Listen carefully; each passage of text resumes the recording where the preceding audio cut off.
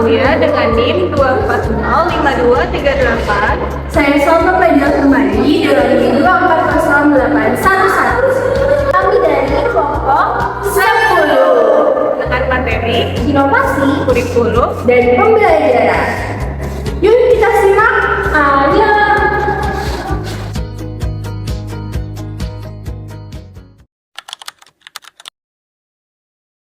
Menurut aku, inovasi itu pembaharuan. Menurut aku, inovasi itu adalah penemuan baru yang berbeda dari yang sudah ada sebelumnya. Ide, kreativitas, kemajuan sesuatu.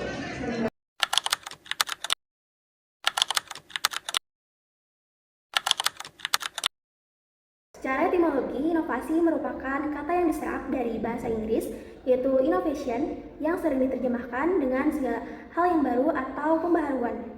Lalu secara terminologi, menurut Rogers tahun 2003 mendefinisikan inovasi sebagai sebuah ide, praktik, atau objek yang dianggap baru oleh individu atau unit pengguna lainnya. Jadi, sederhananya, inovasi merupakan hasil dari pengembangan pengetahuan, keterampilan, dan pengalaman untuk menciptakan atau menambah hal yang baru untuk produk baik berupa barang maupun jasa layanan. Ada konsep inovasi pendidikan. Secara sederhana, inovasi pendidikan dapat dipahami sebagai gagasan, produk, layanan, dan proses baru dalam bidang pendidikan yang bertujuan untuk meningkatkan kualitas dan menyederhanakan sistem pendidikan. Dalam konteks pembelajaran, inovasi pendidikan bertujuan untuk memudahkan dan menyederhanakan proses pembelajaran. Tujuan inovasi pendidikan. Hamijoyo menyatakan bahwa tujuan utama inovasi adalah meningkatkan sumber-sumber daya, biaya dan sarana termasuk struktur dan prosedur organisasi. Dalam konteks Indonesia, tujuan inovasi pendidikan adalah sebagai berikut. Pertama, mengejar ketinggalan dari kemajuan ilmu pengetahuan dan teknologi. Kedua, mengupayakan penyelenggaraan pendidikan yang dapat melayani setiap warga negara secara merata dan adil di setiap jenis jalur dan jenjang pendidikan. Ketiga, mengubah sistem pendidikan Indonesia menuju sistem pendidikan yang lebih efektif dan efisien yang menghargai kebudayaan nasional. Karakteristik inovasi pendidikan. Roger menyatakan karakteristik inovasi yang dapat mempengaruhi cepat atau lambatnya penerimaan inovasi ada 5. Yang pertama, keunggulan relatif, yaitu sejauh mana inovasi dianggap menguntungkan bagi penerimanya. 2. Kompatibel, ialah tingkat kesesuaian inovasi dengan nilai, pengalaman lalu, dan kebutuhan dari penerima. 3. Kompleksitas, ialah tingkat kesukaran untuk memahami dan menggunakan inovasi bagi penerima. Yang keempat, reliabilitas, ialah dapat dicoba atau tidaknya suatu inovasi oleh penerima. 5. Dapat diamati, ialah mudah tidaknya diamati suatu hasil inovasi. Urgensi inovasi pendidikan. Inovasi adalah jawaban dari permasalahan pendidikan baik secara teoritis maupun praktik. Inovasi pendidikan menjadi urgens karena pertama, baik pendidik maupun peserta didik memerlukan suasana yang baru dan berdinamika dalam pembelajaran. Kedua, proses pembelajaran yang tidak efektif. Ketiga, hasil pembelajaran yang tidak maksimal. Keempat, evaluasi pembelajaran yang tidak efisien. Kelima, pelayanan pendidikan yang lambat. Dan keenam, administrasi pembelajaran yang tidak sistematis. Faktor pendorong inovasi pendidikan. Menurut Hasbullah, ada 4 faktor inovasi pendidikan. Yang pertama, visi terhadap pendidikan dalam konteks pendidikan Indonesia. Undang-Undang Nomor 20 Tahun 2003, Pasal 3 tentang Sistem Pendidikan Nasional yang mengamanatkan beberapa visi pendidikan. Adanya amanat tersebut mengunggah untuk melakukan terobosan-terobosan baru dalam dunia pendidikan. Tujuannya untuk mewujudkan visi pendidikan dengan lebih efektif, efisien, dan tidak keluar dari norma kepatuhan. 2. Faktor pertambahan penduduk. Jika jumlah penduduk semakin bertambah, tentu semakin banyak masyarakat yang memerlukan pelayanan pendidikan. Semakin banyak sarana dan prasarana yang diperlukan dalam penyelenggaraan pendidikan. Semakin banyak biaya yang diperlukan dalam penyelenggaraan pendidikan, dan seterusnya. Kondisi tersebut menuntut ide, gagasan, dan produk inovatif di bidang pendidikan. Ketiga, perkembangan ilmu pengetahuan. Ilmu pengetahuan terus-menerus mengalami perkembangan. Kadang masyarakat tidak dapat mengimbangi laju ilmu pengetahuan yang super cepat. Oleh karena itu, inovasi dibutuhkan untuk dapat menyampaikan perkembangan ilmu pengetahuan tersebut dengan cara, metode, pendekatan, dan strategi yang sederhana, efektif, dan efisien. Yang keempat, tuntunan terhadap proses pendidikan yang relevan. Melalui proses pendidikan, peserta didik diharapkan menjadi pribadi yang siap hidup bermasyarakat. Oleh karena itu, inovasi di dalam bidang kurikulum sangat diperlukan untuk menjembatani proses pendidikan dengan realita kehidupan masyarakat. Strategi inovasi pendidikan. Menurut Rizka dan Hardiansah, mengungkap sejumlah strategi dalam mengembangkan proses-proses pendidikan inovatif. Di antaranya adalah 1. Strategi partisipatif, yaitu strategi yang digunakan untuk mengembangkan proses pelatihan yang berbentuk life skill atau keterampilan hidup.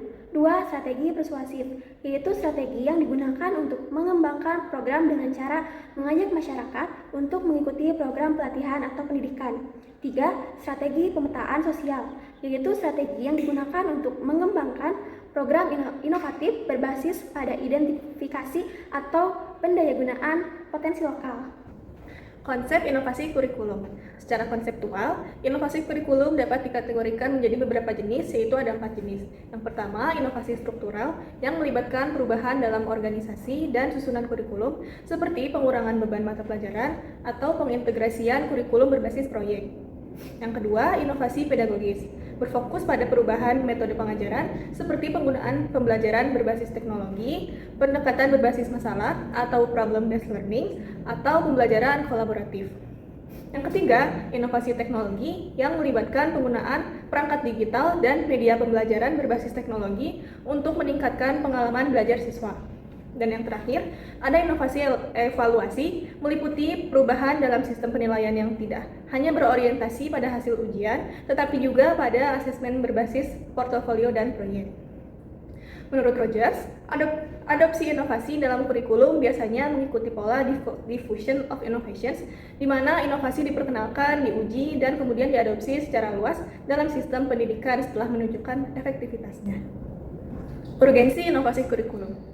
Ada banyak faktor yang melandasi urgensi inovasi kurikulum, diantaranya derasnya arus perkembangan ilmu pengetahuan dan teknologi, pesatnya pertumbuhan penduduk, banyaknya aspirasi masyarakat untuk memperoleh pendidikan yang lebih baik, dirasakan masih rendahnya mutu pendidikan, serta kurang ada relevansi antara program pendidikan dan kebutuhan masyarakat. Oleh sebab itu, jika tidak dilakukan inovasi terhadap kurikulum, maka berdampak luas terhadap lini kehidupan manusia. Prinsip-prinsip inovasi kurikulum. Adapun prinsip-prinsip pengembangan kurikulum itu sebagai berikut. Yang pertama, prinsip relevansi. Prinsip relevansi artinya kurikulum harus mempunyai relevansi baik secara internal maupun eksternal, seperti komponen kurikulum maupun dengan tuntutan ilmu pengetahuan dan teknologi. Yang kedua, prinsip fleksibilitas. Prinsip fleksibilitas artinya pengembangan kurikulum harus bersifat luas, lentur, dan fleksibel dalam pelaksanaannya, sehingga mudah beradaptasi dengan situasi dan kondisi. Yang ketiga, ada prinsip kontinuitas. Prinsip kontinuitas artinya inovasi memerlukan kesinambungan baik secara vertikal maupun secara horizontal, baik di tingkat kelas, antar jenjang pendidikan, maupun antar jenjang pendidikan dan jenis pekerjaan. Yang keempat, ada prinsip efisiensi.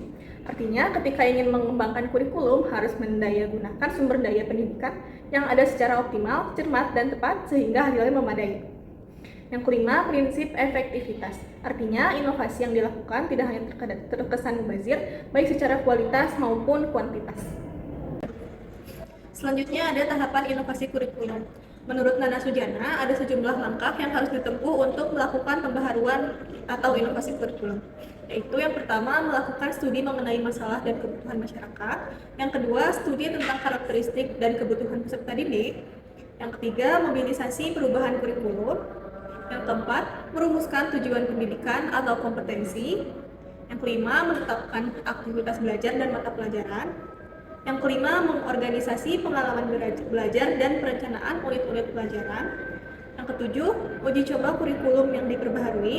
Yang kedelapan, implementasi kurikulum baru. Dan yang terakhir, evaluasi dan revisi kurikulum baru jika diperlukan. Implementasi inovasi kurikulum di Indonesia. Implementasi inovasi kurikulum di Indonesia dilakukan dengan memperhatikan berbagai aspek, termasuk kesiapan tenaga pendidik, infrastruktur pendidikan, serta dukungan kebijakan yang berkelanjutan. Beberapa langkah yang telah dilakukan dalam implementasi kurikulum Merdeka meliputi pemberian pelatihan bagi guru. Guru merupakan komponen utama dalam keberhasilan implementasi inovasi kurikulum. Oleh karena itu, pemerintah telah menyediakan berbagai pelatihan dan workshop untuk meningkatkan kapasitas guru dalam menerapkan metode pembelajaran yang inovatif. Lalu, penyediaan sumber belajar berbasis digital. Pembelajaran berbasis digital menjadi bagian penting dari kurikulum Merdeka. terutama dalam menghadapi era revolusi industri 4.0. Pemerintah menyediakan berbagai platform digital seperti Merdeka Mengajar yang membantu guru dan siswa dalam mengakses sumber belajar yang lebih luas. Pembelajaran berbasis proyek dan diferensiasi. Kurikulum Merdeka mendorong pembelajaran berbasis proyek yang memungkinkan siswa untuk mengembangkan keterampilan abad ke-21 seperti berpikir kritis, kreativitas, kolaborasi, dan komunikasi. Selain itu, pendekatan diferensiasi juga diterapkan untuk menyesuaikan metode pembelajaran dengan karakteristik dan kebutuhan individu siswa. Yang selanjutnya, evaluasi berbasis formatif dan sumatif. Evaluasi dalam kurikulum Merdeka dilakukan dengan pendekatan formatif, dan berarti penilaian dilakukan secara berkelanjutan selama proses pembelajaran. Evaluasi sumatif juga tetap digunakan dalam bentuk ujian sekolah dan asesmen nasional. Perkembangan teknologi pendidikan. Kemajuan teknologi informasi dan komunikasi telah membuka peluang besar bagi inovasi dalam pembelajaran. Penggunaan platform digital seperti Merdeka Mengajar membantu guru dalam mengakses berbagai sumber belajar yang lebih luas. Lalu ada partisipasi guru dan siswa. Dukungan dari tenaga pendidik dan peserta didik dalam menerima serta menerapkan metode pembelajaran baru sangat menentukan keberhasilan inovasi kurikulum. Guru yang aktif mengikuti pelatihan dan siswa yang antusias dalam pembelajaran berbasis proyek mempercepat implementasi kurikulum baru. Lalu ada keterlibatan dunia industri dan perguruan tinggi. Kolaborasi antara sekolah, industri, dan perguruan tinggi menjadi faktor penting dalam inovasi kurikulum. Melalui program magang dan kerjasama akademik, siswa mendapatkan pengalaman langsung dalam dunia kerja yang relevan dengan kurikulum yang diajarkan. Selanjutnya, kesadaran akan kebutuhan pendidikan berbasis kompetensi. Masyarakat semakin menyadari pentingnya pendidikan berbasis kompetensi yang mempersiapkan siswa untuk menghadapi dunia kerja dan tantangan global. Hal ini mendorong sekolah dan tenaga pendidik untuk terus mengembangkan metode pembelajaran yang inovatif. Faktor penghambat inovasi kurikulum di Indonesia. Yang pertama, kurangnya kesiapan guru. Meskipun banyak guru yang mendukung inovasi, tidak semua memiliki kesiapan yang cukup untuk menerapkan kurikulum baru. Keterbatasan pelatihan, kurangnya pemahaman mengenai metode pembelajaran inovatif menjadi tantangan utama. Yang kedua, keterbatasan infrastruktur pendidikan. Tidak semua sekolah memiliki akses fasilitas dan teknologi yang memadai untuk mendukung implementasi kurikulum yang baru. Sekolah di daerah terpencil masih mengalami kendala dalam hal ketersediaan internet, perangkat pembelajaran digital, dan sarana-prasarana lainnya. Yang ketiga, kurikulum yang masih dalam tahap penyesuaian. Sebagai kebijakan yang relatif baru, kurikulum Merdeka masih dalam tahap penyesuaian dan pengembangan. Hal ini menyebabkan beberapa sekolah mengalami kebingungan untuk mengimplementasikan kurikulum dengan efektif. Yang keempat, resistensi terhadap perubahan. Sebagian guru, siswa, dan orang tua masih memiliki pola yang cenderung konservatif dan sulit menerima perubahan. Mereka lebih nyaman dengan sistem pembelajaran tradisional yang telah lama diterapkan. Yang kelima, kurangnya dukungan keuangan. Inovasi kurikulum membutuhkan anggaran yang tidak sedikit untuk pelatihan guru, pengadaan sarana pendidikan, serta penyediaan perangkat teknologi. Keterbatasan dana menjadi salah satu faktor penghambat dalam implementasi kurikulum yang baru. Strategi mengatasi hambatan dalam inovasi kurikulum. Yang pertama, meningkatkan pelatihan bagi guru. Pemerintah dan lembaga pendidikan harus lebih aktif dalam menyediakan pelatihan yang berkelanjutan bagi tenaga pendidik agar mereka lebih siap dalam mengimplementasikan kurikulum baru. Yang kedua, peningkatan infrastruktur pendidikan. Pemerintah perlu memastikan bahwa semua sekolah, termasuk yang berada di daerah terpencil, memiliki akses terhadap fasilitas dan teknologi pendidikan yang memadai. Selanjutnya, sosialisasi dan edukasi kepada masyarakat. Meningkatkan pemahaman orang tua dan siswa mengenai pentingnya inovasi kurikulum agar resistensinya terhadap perubahan dapat diminimalisir. Selanjutnya, dukungan uang yang lebih besar. Pemerintah perlu meningkatkan alokasi anggaran untuk pendidikan guna mendukung keberlanjutan inovasi kurikulum. Selanjutnya, inovasi kurikulum di Indonesia. Yang pertama, Rencana Pembelajaran 1947. Rencana pembelajaran ini atau disebut Work Plan, nama lain dalam serapan bahasa Belanda. Penekanan dalam kurikulum rencana pembelajaran 1947 ini yakni ada perubahan orientasi dari pendidikan Belanda menjadi orientasi kepentingan nasional. Asas pendidikan dalam kurikulum rencana pembelajaran 1947 ini adalah Pancasila. Isi dari kurikulum ini yakni antara lain daftar mata pelajaran dan jam pengajaran serta garis-garis besar pengajaran. Dalam kurikulum ini menitik beratkan pada mengurangi pendidikan pikiran, mengutamakan pendidikan watak. Pendidikan watak ini bisa dikatakan dengan pendidikan karakter. Selanjutnya, rencana pembelajaran terurai 1952. Kurikulum ini penyempurnaan dari kurikulum sebelumnya. Dalam kurikulum ini, silabus mata pelajaran sudah jelas. Seorang guru mengajar satu mata pelajaran, serta rencana pembelajaran harus memperhatikan isi pelajaran yang dihubungkan dengan kehidupan sehari-hari. Yang ketiga, kurikulum 1964. Pada kurikulum ini, pembelajaran dipusatkan pada program Pancawardhana yang meliputi pengembangan daya cipta, rasa, karsa, karya, dan moral. Di kurikulum ini, pendidikan dasar lebih menekankan pada pengetahuan dan kegiatan fungsional yang praktis. Kurikulum ini membagi 5 kelompok bidang studi, yaitu moral, kecerdasan, emosional atau artistik, kepigalan atau keterampilan, dan jasmani. Selanjutnya, kurikulum 1968. Kurikulum ini menyempurnakan kurikulum 1964. Yang awalnya pada kurikulum sebelumnya dipusatkan pada Pancawardhana, di kurikulum ini lebih kepada pembinaan jiwa Pancasila, pengetahuan dasar, dan kecakapan khusus. Ini merupakan perwujudan dari perubahan orientasi pada pelaksanaan Undang-Undang Dasar 1945 secara murni dan konsisten.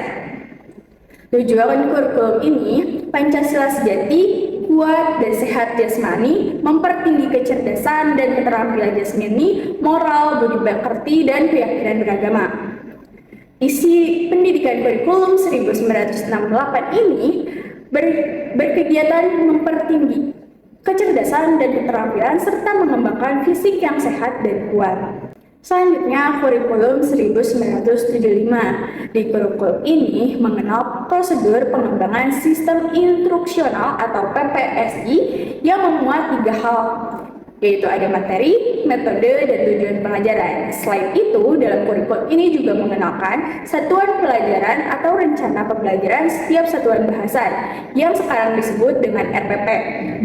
Berisi petunjuk umum, tujuan instruksional khusus atau TIK, materi pembelajaran, alat pelajaran, kegiatan belajar mengajar, dan evaluasi. Selanjutnya, kurikulum 1984. Kurikulum 1975 yang disempurnakan.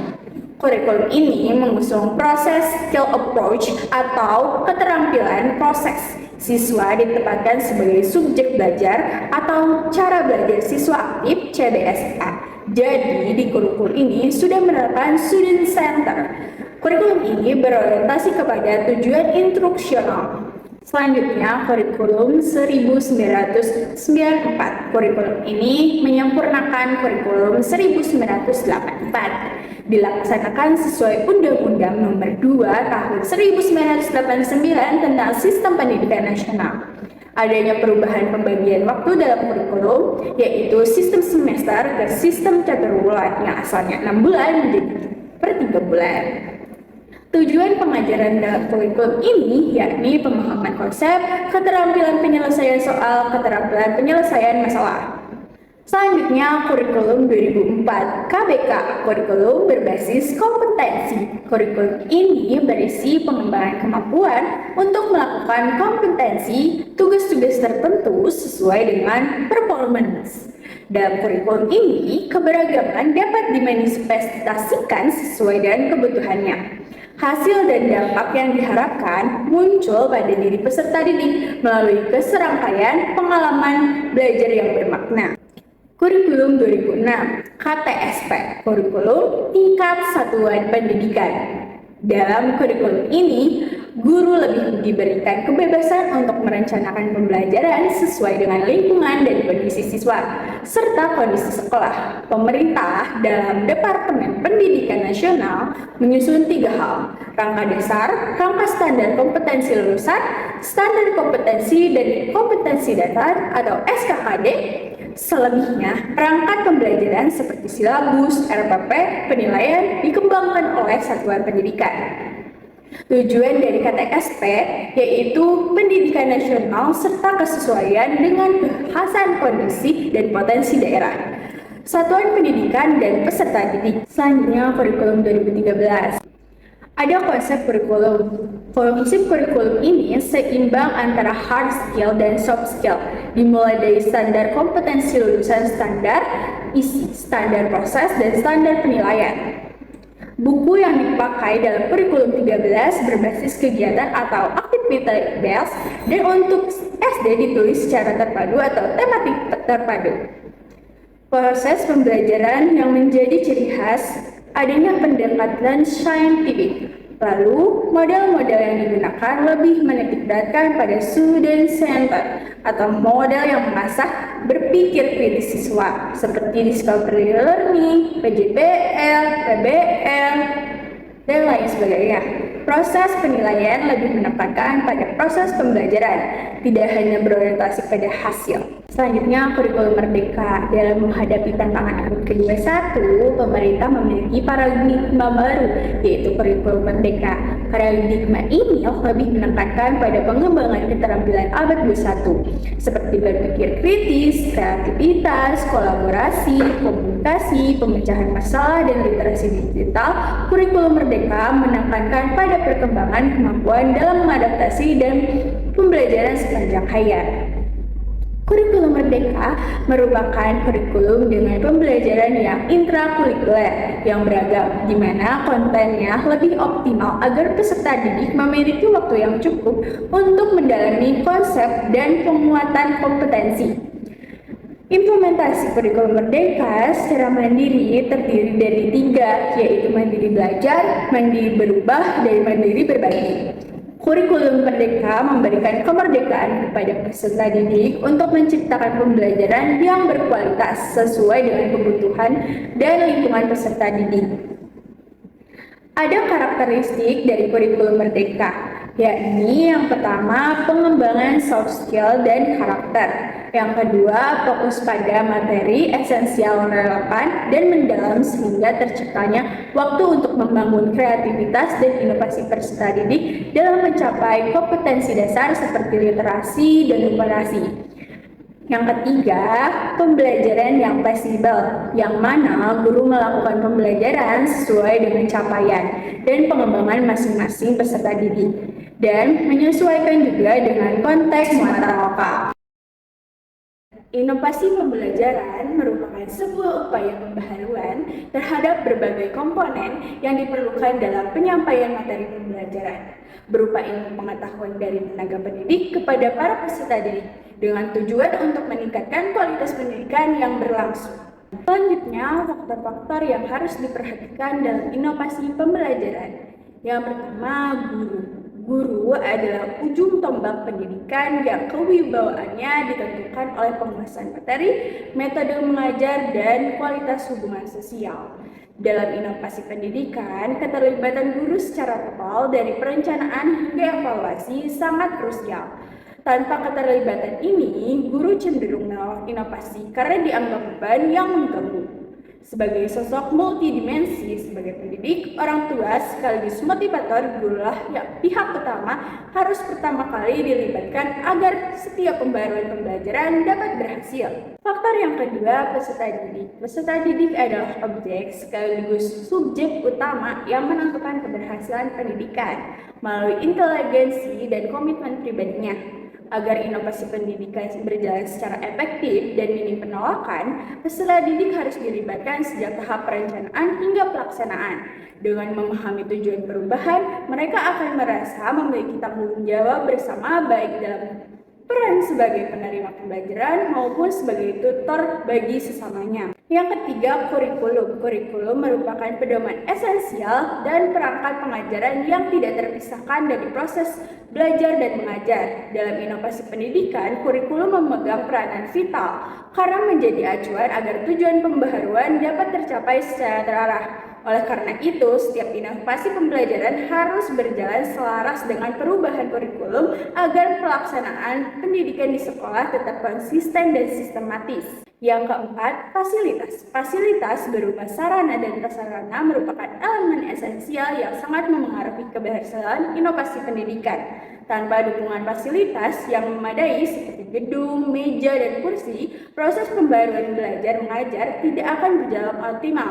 Oleh karena itu, ketersediaan fasilitas menjadi prioritas utama agar setiap inovasi pendidikan dapat diterapkan secara efektif. Yang kelima, lingkup sosial masyarakat. Masyarakat memiliki peran krusial, meski tidak melibatkan langsung dalam teknis pembelajaran, karena tujuan pendidikan adalah memperbaiki kualitas masyarakat, maka pelibatan mereka dalam inovasi sangat penting untuk mencegah resistensi atau gangguan. Sebaliknya, dukungan masyarakat akan menjadi kekuatan positif yang membantu kelancaran dan keberhasilan setiap pembaruan pendidikan.